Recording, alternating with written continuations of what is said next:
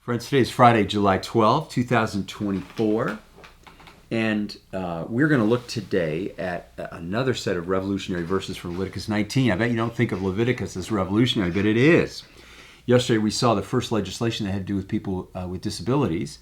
Today we shall see, in a breathtaking way, the idea of equality before the law. So let's listen to verses 15 and 16 in chapter 19.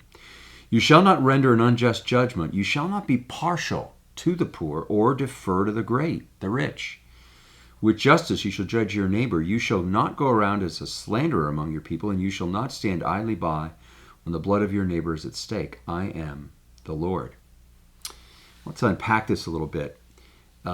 Justice in judgment implies equality before the law.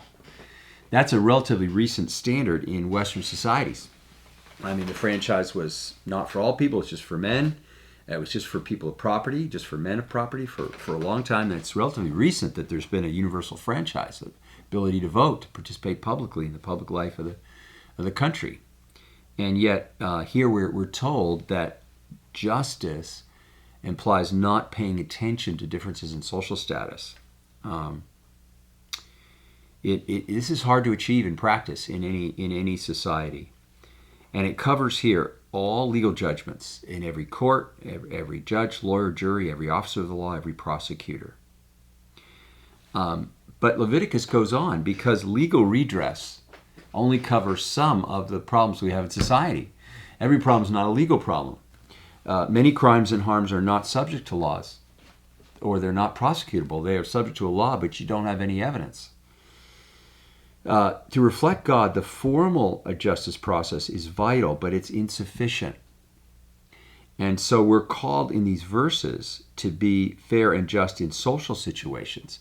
And that's why the example of slander or false rumors is brought up, because it may not be against the law to spread a rumor, but a rumor can destroy someone's reputation, their prospects for employment or success, as easily as if you stole their property. Stealing a reputation this way can undermine a lifetime of work and action, and so that's forbidden.